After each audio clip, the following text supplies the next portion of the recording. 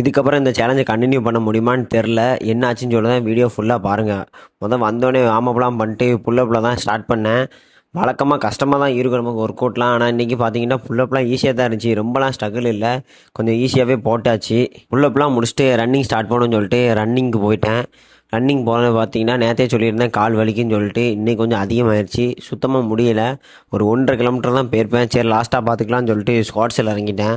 Squads எல்லாம் போட்டு முடிச்சுட்டு அதுக்கப்புறம் அப்படியே சிட்டப்ஸ் போயிட்டேன். வழக்கமாக எல்லா வீடியோலையும் கஷ்டமாக இருக்குன்னு சொல்லுவேன். ஆனால் இன்றைக்கி ரொம்பவே ஈஸியாக தான் இருந்துச்சு, பெருசாக ஒன்றும் கஷ்டம் தெரியல.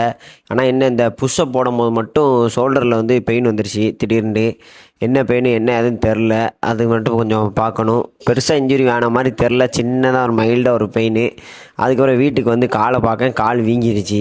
அதுக்கு ஐஸ் பேக்லாம் வச்சேன். எதனால இந்த பிரச்சனைன்னு பார்த்தீங்கன்னா ஷூ போடாமல் இருக்கிறனால தான் இந்த பிரச்சனை. நைட்டு ஓட முடியாதுன்னு தெரிஞ்சிருச்சு. அதனால் வாக்கிங்லேயே கவர் பண்ணிடுவோம்னு சொல்லிட்டு நடக்க ஆரம்பிச்சிட்டேன்.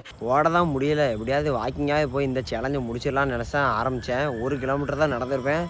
அதுக்குள்ளேயே பார்த்தீங்கன்னா கரெக்டாக இந்த இடத்துல பெயின் வந்துருச்சு, கால் கொஞ்சம் வீங்க ஆரம்பிச்சிருச்சு. என்ன பிரச்சனைன்னு தெரில. என்ன பிரச்சனை யாருக்காவது தெரிஞ்சுன்னா கமெண்ட் பண்ணுங்கள், இல்லாட்டா எனக்கு மெசேஜ் பண்ணுங்கள். பயங்கரமாக வலிக்கு, ஒரு ஸ்டெப்பு கூட நடக்க முடியல, அந்த அளவுக்கு வலி இருக்குது. அதுக்கப்புறம் கொஞ்சம் கொஞ்சமாக நடந்துடும் சொல்லிட்டு பையன் நடக்க ஆரம்பித்தேன். ஓரளவு டிஸ்டன்ஸ் எல்லாத்தையுமே கவர் பண்ணிட்டேன். அதுக்கப்புறம் சுத்தமாக முடியல. 8.3 கிலோமீட்டர் தான் இன்றைக்கி கம்ப்ளீட் பண்ணேன். சரி அதுக்கப்புறம் சுத்தமாக முடியல, வீட்டில் போய் ரெஸ்ட் எடுப்போம்னு சொல்லிட்டு வீட்டுக்கு போகலான்னு பார்த்தேன். டெரா டிசைனிங்லேருந்து நம்மளை பார்க்க வந்திருந்தாங்க. நம்மளை அடிக்க தான் வந்துட்டாங்க போல் அப்படின்னு சொல்லிட்டு ஓடுறதுக்கு ரெடி ஆகிட்டேன். கால் வேறு எப்படி இருக்குது, எப்படி ஓட போகணுன்னு தெரியல. அதுக்கப்புறம் பேசுனதுக்கப்புறம் தான் தெரியுது, நம்ம ஓடுற பார்த்துட்டு நமக்கு ஷூ ஸ்பான்சர் பண்ணுறேன்னு சொல்லியிருந்தாங்க.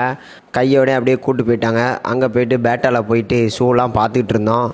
இன்னும் ஒரு ஷூ தான் எடுக்கணுமா இல்லை எல்லா ஷூவும் எடுக்கலாமான்னு கேட்டேன். உனக்கு ஷூவே கிடையாது வா அப்படின்ட்டாரு. அப்படியே ஷூ பார்த்துக்கிட்டு இருந்தேன். என்ன ஷூ எடுக்க என்ன அது எதுவுமே தெரில. அவர்கிட்டே சஜஷன் கேட்டேன். அவரும் நமக்கு சஜஷன் பண்ணி ஒரு நல்ல ஷூ சொன்னார்.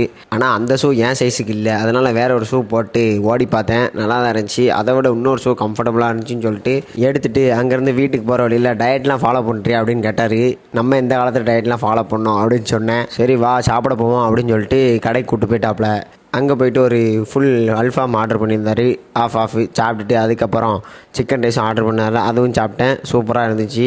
அதுக்கப்புறம் அந்த சாப்பிட்டு முடிச்சதுக்கப்புறம் வெள்ளை கலரில் ஒன்று இருக்குமா, அதெல்லாம் எடுத்து சாப்பிடாட்டா நமக்கு நாள் ஓடாது. அதையும் எடுத்துகிட்டு சாப்பிட்டுட்டு இருந்தேன். திடீர்னு பார்த்தா கேமரா குவாலிட்டி எல்லாம் ஒரு மாதிரி மங்கலாக ஆரம்பிச்சிருச்சு, என்னன்னு தெரியல. அதுக்கப்புறம் ஸ்ட்ரீட் ஃபுட்டுக்கு வந்தோம். அங்கே ஒரு காஃபி குடிச்சிட்டு வீட்டுக்கு போயிட்டேன். இன்றைக்குள்ள சேலஞ்சும் முடிஞ்சு. ஆனால் இன்றைக்கி மொத்தம் நடந்ததே 8.3 கிலோமீட்டர் தான். அதுக்கு மேலே நடக்கலை. நாளைக்கு நடக்க முடியுமான்னு தெரில. என்னன்னாலும் கிவ் அப் பண்ண மாட்டேன். நாளைக்கும் வீடியோ வரும், மறக்காமல் ஃபாலோ பண்ணி வச்சுக்கோங்க.